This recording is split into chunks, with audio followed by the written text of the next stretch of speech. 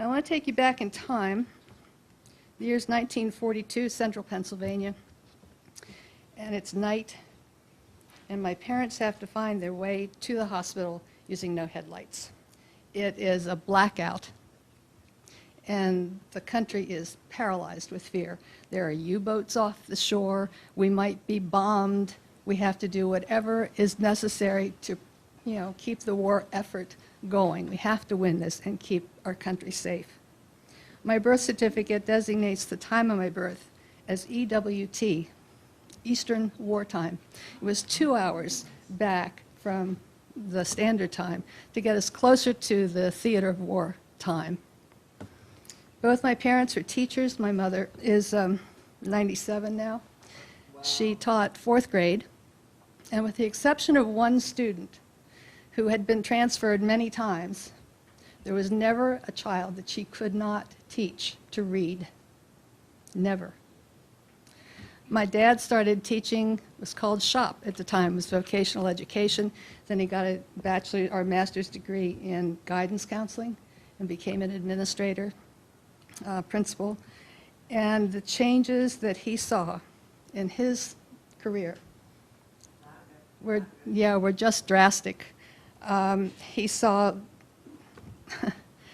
discipline go away. He saw curriculum being watered down, and racial tension and political correctness. Our house had to be guarded one night as the tensions in the city, the racial tensions got very high. The school where he taught is boarded up, and it's been vandalized very recently, stripped of copper and everything, and I'm very glad he isn't here to see that. Skip ahead now to 1960, and I choose to become a nurse. I sent in one application because I knew where I wanted to go, and my dad, being a guidance counselor, went, oh, that's kind of scary.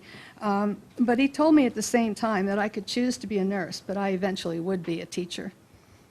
And I'm not a certified teacher, but I have ended up being an educator. In 1963, my husband became an executive for Sears. And that was a little bit like joining the military, and they started transferring us.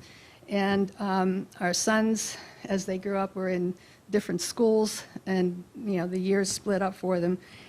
And they had various degrees of difficulty with reading. Our youngest son in Brookfield, Connecticut, ended his 2nd grade year in a pre-primer.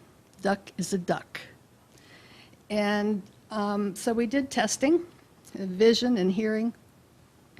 And then the experts took over, and they called me in, and they said, well, Mrs. Anglin, the problem is you have nurtured him, you've held him too close, you haven't given him permission to learn. Now, he's my youngest son. The first one is the one you try to mold into that perfect human being, and the second one you ease up, and the third one, go for it, So I knew that they were wrong, and little did they know that their silly conclusion would start me on a journey as a researcher, activist, and a teacher. In 1986, we were transferred to Cape Cod, Massachusetts, and I met Nancy, a lady who had a son in the same 3rd grade with a problem with reading. And we became a team.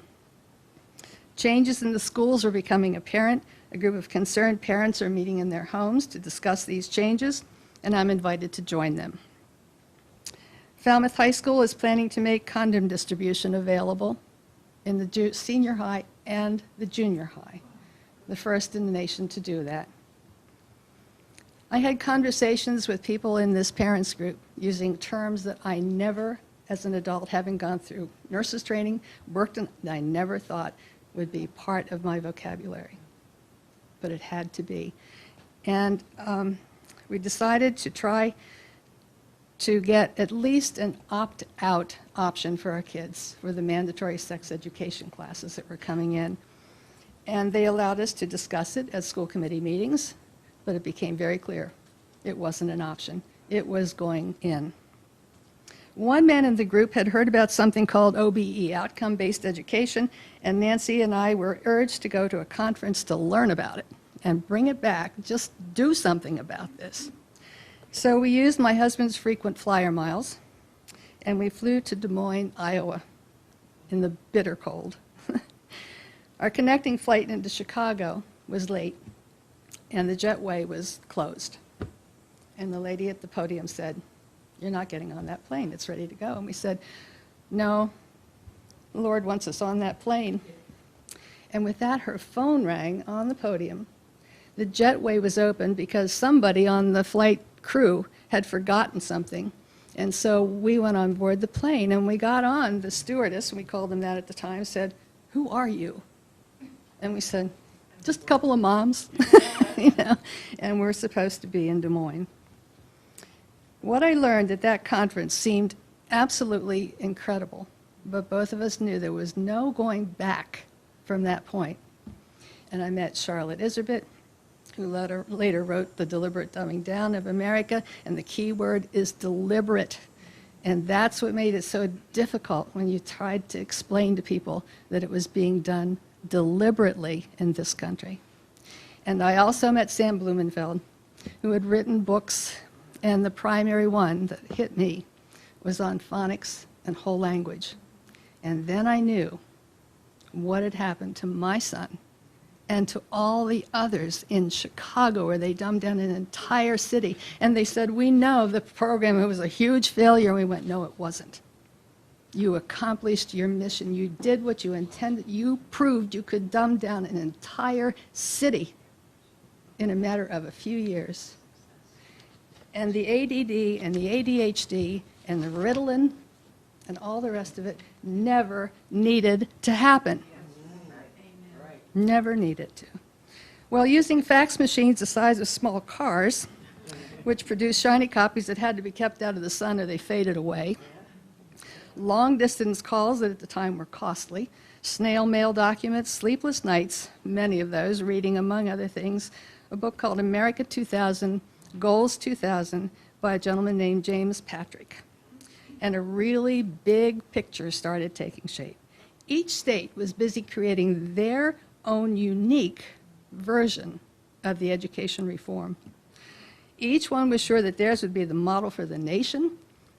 And as we were able to collect these documents from the various states, it was obvious that they were being very carefully orchestrated from the top down. But we didn't at that point know just how high the top was. We dubbed ourselves the kitchen militia, as most of our hearty bands of were moms. Our fax machines on a kitchen counter next to the phone, and at that time you could use either one or the other, so I'll never know how many calls I might have missed. When asked to speak to concerned parents, I, like Cindy, toted stacks of documents from state and federal levels, professional education publications, and I urged the parents to come up and look at them. I hadn't made these up in my kitchen. This was not a conspiracy, this was a plan. It was out in the open. All you had to do was look. You had to dig, but it was there. As I described OBE and Goals 2000 and School to Work and lifelong learning, it would usually be a dad in the audience who would put his hand in the air like, "Stop this," and say, "What you're describing is socialism." And I'd go, "Bingo. You got it. You got it." At one point, when asked then, what can we do? The best solution then was homeschool, if you can, private school, if you can, or parochial schools, which at the early stages had not taken the bait of federal funding that would immediately bring them into the system. Still early in the 90s, we go to suburban Boston, and a family I met that had homeschooled their several children, and they hear about these new charter schools, and they decided they'd try to open one of those. And they had other parents that were homeschooling, and they said, "We could do that. That would make it great because we could all work together." So they submitted their charter, and the state of Massachusetts flatly denied it. It was hard to understand because they had a solid plan, but we later found some charters that were granted to performing arts academies, Pacific Rim charters, and one that even had a Russian connection. Looking back, we could see now that the culling out of students from the public system had started, and the charters were being granted only to specific entities to achieve specific goals, to move us from point A to point B, and it was very effective. A complicated formula for funding is presented by the Commonwealth, and the charters are funded by tax dollars, which go to the student, with the student to the public school. In Massachusetts, 100% went the first year, and then a decreasing percentage as the years went by, until the charter could be self-sustaining. But no one can figure out how is that going to be possible, because they have to pay teachers. They have all the same expenses at that point that the public schools do. So what happens when the funding goes away? Well, we moved to 2012, and we see charters everywhere. Many are for profit and backed by mega corporations, individual investors who have huge amounts of money, foundations, and hedge funds who are reaping the profits while the public school system is being drained of students and funding. Tax dollars are being laundered. In Pennsylvania, for example, by way of tax credits from businesses or individuals who donate to a state-approved and administered scholarship fund, they do an end run around the state and federal constitution, which says that they can't give those funds to private or parochial or charter schools, really. But they've gone around that. They don't have to explain it. They just do it now. Our court system has been undermined. Every avenue that we had for any recourse is pretty much gone. As to our concern about how the charters again are being funded, enter cyber schools. There aren't any brick and mortars.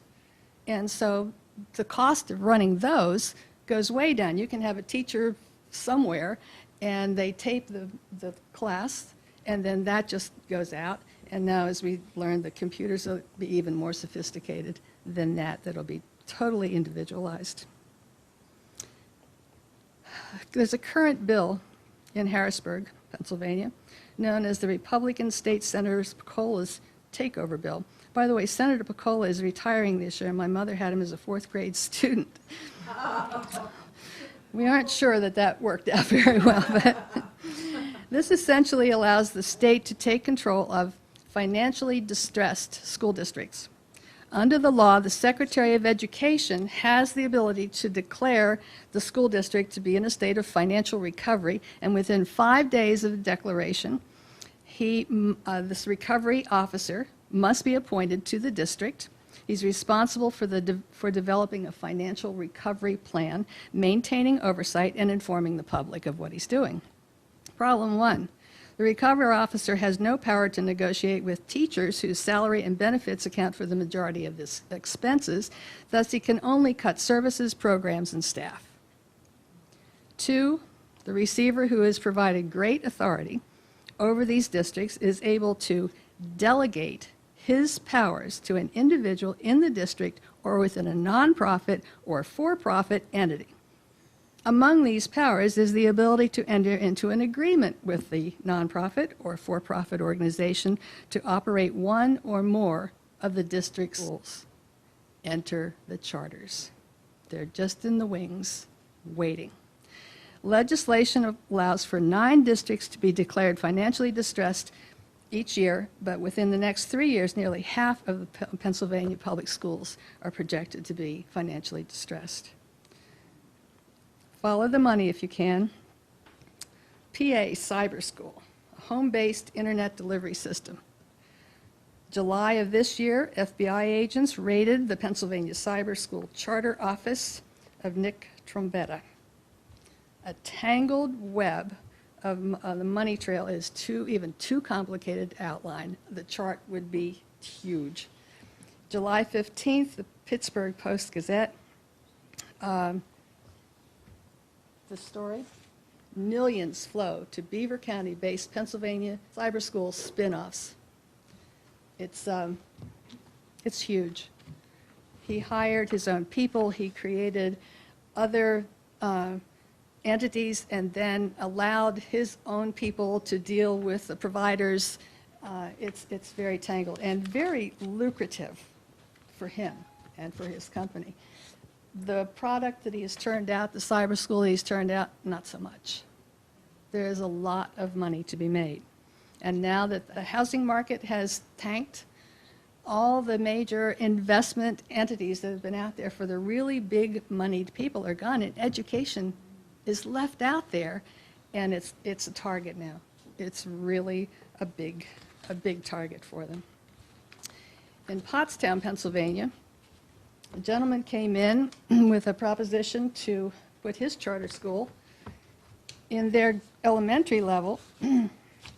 His name is Vahan Garigian, and he runs the Chester Community Charter School and also the Chester County Charter Management Incorporated, so he can manage his own charter schools, which is very clever thinking on his part.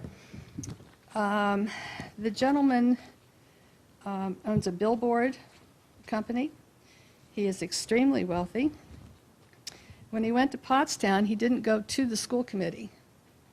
He went to the superintendent of schools and made this proposition that he would bring them in. Well, one of the school committee members found out about it and so went with freedom of information and wanted documentation of all the meetings that he had had with Senator Piccola and others. And it appears that his offer, if it goes through, would be educating kindergarten through 5th, and they're saying, as I understand it, this is from the superintendent, it would probably entail laying off our entire elementary school staff, principals, teachers, and support staff. Now, the gentleman knows that our charter school legislation is being amended. He personally donated $335,000 to the campaign of our current governor over the past 3 years. And I have the list of the other donations that he's made, and it's about 5 pages long. He is a very powerful man and served as the current governor's education transition team member. Corbett is our governor, yeah. Now this gentleman has also, because he couldn't get his charters in a timely fashion, so actually they have delayed voting on the charter, bill. And the people in Pottstown said that they know that if he comes in with this charter, that they're going to have to acknowledge that they already know about this, and that they will have to approve it, because if they don't, and he can get this amendment in, the state will be permitted to override the school board's decision. They will have to accept this charter. What is the charter for? Well, the one that he has is an elementary school, and it's in Chester County. Apparently has a pretty good reputation, but the backroom deals that are going on to change legislation they're powerful. They really are. The bill did not, it stalled, would not be dealt with until this fall's legislation. As the bill stands now, in addition to allowing the districts to convert existing schools into charters, it appears to allow the state board to convert existing schools to charters, apparently without the approval of the local school committee, the elected ones. Parents see charters as better for their children, and in some cases, a few are pretty good. But the big picture is not as good. Charter schools regulations vary widely from state to state. There's very little oversight or control once they are in place. Are they public or are they private? Is there any transparency? Do you have freedom of information access? And how many are secular charters? That's a question. CRADO, the Center for Research on Education Outcomes in Stanford, they did a study of 16 states. And as I was printing these out, I would take them out of the printer, and I thought that I had the page upside down because most of the results were down below where they started. the results were not good. And they did one specifically for Pennsylvania, and it's even more graphic in the failure rates of these charter schools. The children in many cases were doing better in the public schools than they are in the charters. This is based on only a 3-year study, and so they're saying, well, maybe if they just leave them in there a little longer, but they had to make so many adjustments to try and even get these figures for transfers in and out, and were the schools being honest about the information that they were providing, or were they sort of playing around with the results to get a better result? It bears watching. A lady named Sharon Higgins has created a blog called Charter School Scandals. Go on this. It is a real it's a huge site. It's huge. And it goes state by state by state, charter by charter, major problems, funding and money that's been misused, and very little. Oh, by the way, back to the gentleman, Mr. Gregorian. In case you don't think there's real money in this, now I'm sure he makes good money with his billboard company and whatever else. He's an attorney. His wife is an attorney. They have a home in suburban Philadelphia, which is huge. And this is the one that they're building in Florida on 2 lots. And the house in Philadelphia is larger than this one. This is a powerful man. There's a lot of money, and he can change the course of charters in Pennsylvania if he chooses. So there apparently is big money to be made in charter schools. Most recently, there's been a move now to create a demand for more charters in the suburban areas. It's not fair that the inner city kids and their parents have vouchers and scholarships and get to take advantage of these better schools. So now they're going to start to grade the suburban schools, give them actual letter grades so the parents can make a better, wise decision as to which charter to send their children to. And they will be made available to them, because parents all along have been saying, well, my school's not so bad. So they have to prove to them that they are. Even if they aren't, they have to prove to them. The public system has to be torn down. It has to go away. And the gradualism that you talked about, they're very patient in doing this. But right now, it's starting to move at warp speed. With the current administration and those that are calling the shots, they can see the end. I mean, they've almost got it in their grasp, and it has to be stopped. It just has to be stopped.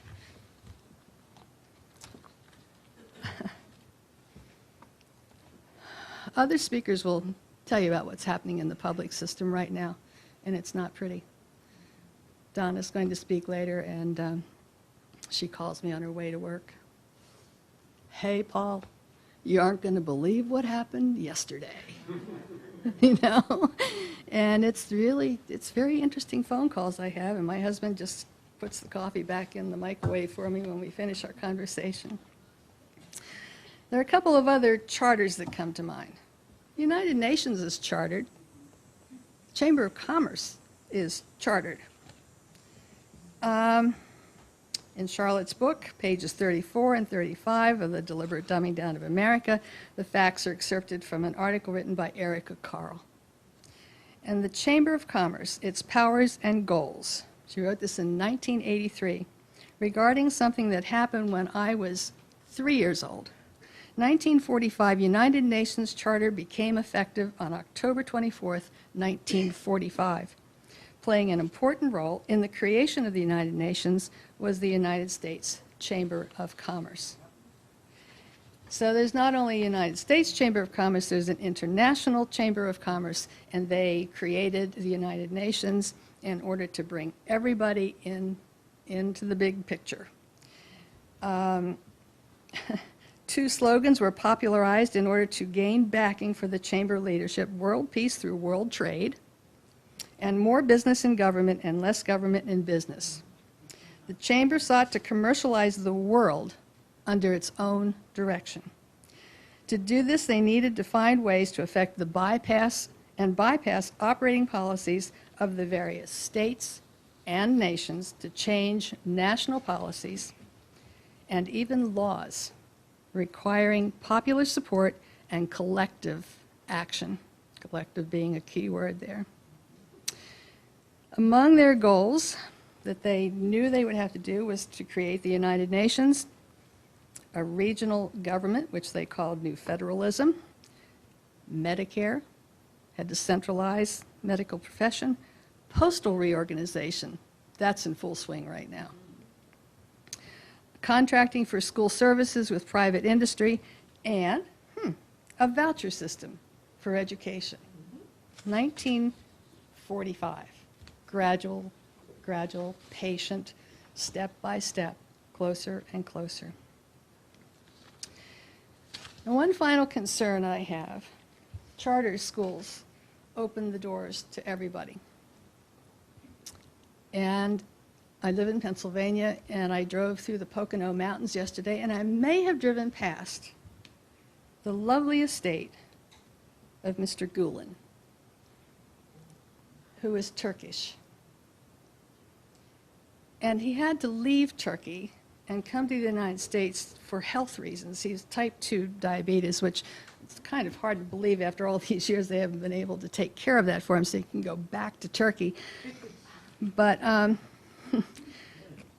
charter school in Center County, Pennsylvania, which is Penn State University's back door, Young Scholars of Central Pennsylvania, YSCP, has a web page that says that they focus on teaching students for lifelong learning, prepares them for a global economy.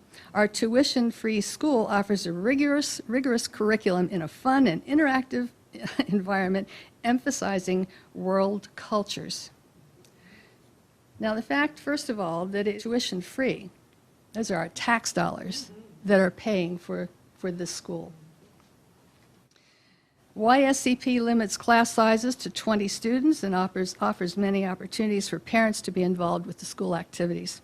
YSCP has received numerous Keystone Achievement Awards from the Pennsylvania Department of Ed and scored very highly on yearly progress reports. In September of 2011, the school will have an enrollment of 200 students in K through 8. From WJAC TV in Altoona, Pennsylvania, they state recently released records have linked a charter school in Center County to a controversial network of Turkish links that has gained the attention of federal authorities. A report published in the Philadelphia Inquirer linked YSCP in State College to a network of more than 120 charter schools in 23 states. And they are connected to Turkish preacher and Muslim scholar Fethullah Gulen. He's living in self-imposed exile in a remote section of the Poconos in Pennsylvania. It is a heavily guarded estate. Several reports claim that followers of Gulen have opened the network of charter schools across the U.S., and the federal authorities are investigating claims that the school workers are donating part of their salaries back to the Gulen movement in Turkey. Former Young Scholars of Central Pennsylvania Parents Group President Ruth Hawker told WJAC that she started filing Freedom of Information requests when local teachers were replaced by Turkish teachers, and school administrators wouldn't explain the changes or verify the teachers' certifications. She says, we like that they were multicultural, but any group that's favoring certain people over other people, favoring less qualified people based on race, that's our concern. Hawker said 4 of her children attended YSCP, 1 graduated elementary school, and 3 were eventually pulled from the classroom. We would say, why are you hiring teachers that aren't certified? And they would say, we can't find anyone local that's certified and qualified. And she would respond, Penn State's right around the corner. How can you not find somebody certified or qualified in this town? It doesn't make sense. We weren't concerned about their safety, she said, but we certainly were concerned about the secrecy and where the money was being spent. State College area district officials said that Young Scholars their charter was being renewed in July. Calls requesting information from the FBI, Pennsylvania Department of Education, and the Young Scholars of Pennsylvania have not been returned. In 1998, Gulen departed Turkey for the U.S. reportedly to receive medical treatment. His departure also enabled him to escape questioning on his indictment in 2000 for allegedly promoting insurrection in Turkey by means of his sermons. About 100 of his followers guard him and attend to his needs in the large rural estate in the Pocono Mountains. These servants are educated men who wear suits and ties and don't look like traditional Islamists in cloaks and turbans. They follow Gulen's orders and even refrain from marrying until age 50, per his instructions. And when they do marry, their spouses are expected to dress in Islamic manner, directed by Gulen again. This information was taken from the Middle East Quarterly. That was winter of 2009 by Rachel Sharon Crespin. I have the information up here if you want to copy it later. An article in USA Today in August of 2010 by Greg Topo. Objectives of the charter school with Turkish ties are questioned. They have a generic forward-sounding name like Horizon Science Academy, Pioneer Charter Schools of Science, Beehive Science and Technology Academy, all focused on math and science. Quietly established over the last decade, but a loosely affiliated group of Turkish-American educators, these, at that time, 100 or so publicly funded charter schools, were among the top-performing public schools in their towns. So they coast through under the radar because they really are educating students. Distraction. The schools educate as many as 35,000 students, and I'm sure that it's higher than that now, and have imported thousands of Turkish educators over the last decade. Top administrators said they have no official ties to Gulen, and Gulen himself denies any connection to the schools. But the documents that are on the websites and the federal forms required of them find that they operate with the aid of Gulen-inspired dialogue groups. They are local, not-for-profit, and then they promote the Turkish culture. In one case, the Ohio-based Horizon Science Academy in Springfield signed a 5-year building lease with the parent organization of Chicago's Niagara Foundation, which promotes Gulen's philosophy of peace, mutual respect, and culture and coexistence. And Gulen, he's the honorary president of that foundation. He has long pushed for Islam to occupy a more central role in Turkish society. Followers of the so-called Gulen movement operate education, media, and a business network in more than 100 countries. That information comes from University of Oregon sociologist Joshua Henrich. I share the concern of the State College parent. The element of secrecy is of extreme importance. The funneling of our tax dollars to unknown destinations is another concern. Most recently, however, I found there's one more.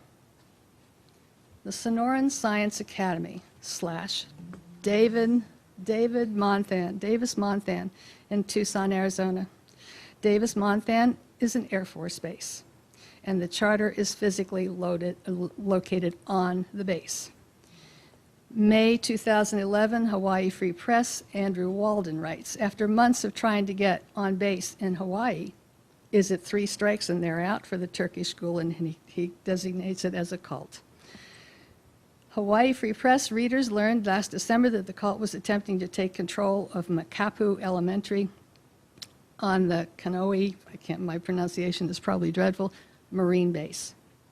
The proposal had been withdrawn in December, was resubmitted as Sonoran Science Academy for the new year, but after articles that the Free Press provided, the parents and the teachers are ready, they circulated a petition, and the school committee refused any further discussions for the charter. That didn't stop them. On the legislative front, same article, efforts to pass ETGRTRTE, a symbolic resolution recognizing the cultural, educational, political, and economic relations between the people of Hawaii and the Republic of Turkey, foundered as the Gulen cult was exposed and legislators were informed by concerned citizens. and it only passed after being stripped of all references to any of the Gulen fronts. The embarrassment and shame heightened when it turned out that they had hoaxed Senator Mike Gabbard and several other legislators during legislative lobbying visits during that year. One Gulen is portraying himself as Oscar Yildiz, president of West America Turkish Council, was in fact one of two different Oscar Yildizes, both of whom were portrayed as the president of West America Turkish Council. Strike three, and then to top it off, Hawaii State Ethics Commission, Les Noto sent out an April 18 memo to politicians warning them away from accepting free accommodations in Turkey from the Pacifica Institute, which is another of their front groups. It's easy for them to provide this free accommodations and the trips because they own the hotels and the restaurants, and they are urged to do this. The trip was supposed to have happened in May, and the Hawaiian paper is watching to see how many might have gone. Students and their parents in the Gulen charters are offered the opportunity to travel to Turkey, usually at little or no cost. Oh, Chicago Sun-Times, January this year. North Chicago, the Illinois State Board of Education in North Chicago Community Unit District 187 announced Tuesday that they have received 3 applications to run a charter school on Naval Air Station Great Lakes. Gulen Concept Schools is one of the 3.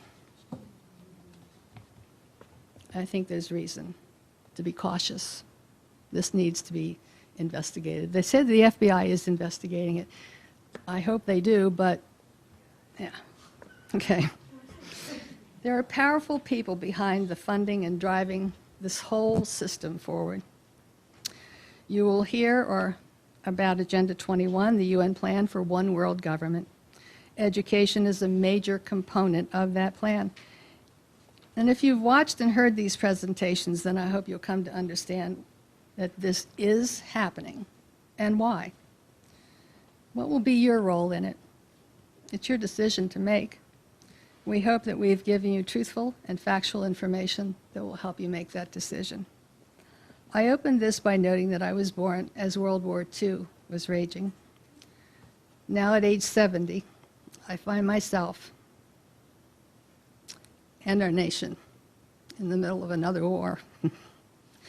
A much more subtle war, but not less dangerous. No shots have been fired, but there's been a long period of blackout, one created so that we would have a difficult time finding our way to the truth. Afraid to turn on the light of truth because we believed that we would be placed in harm's way if we did. We were told to be careful about what we said. The term is political correctness, and we obeyed that for a while, didn't we? We were called conspiracy freaks, and then we found the conspiracy. We placed it in the light, and lo and behold, it was and remains a real plan. The internet has allowed us to pull back the curtain and let the light shine in a little more. We have to wonder how long that's going to be accessible to us. Much has already been scrubbed from it, so keep up the fight one battle at a time, and we can win this war. When we do, we must be sure to keep a record for the future. Perhaps a journal, printed copies, discs, or whatever it takes from the website information, books that have not been abridged to the point where they have no meaning. Records of the truth for future generations so that they can spend some sleepless nights reading about what we did in this day, which becomes their past, to secure their futures and pass it on once again as history repeats itself, as it always does. Beautiful.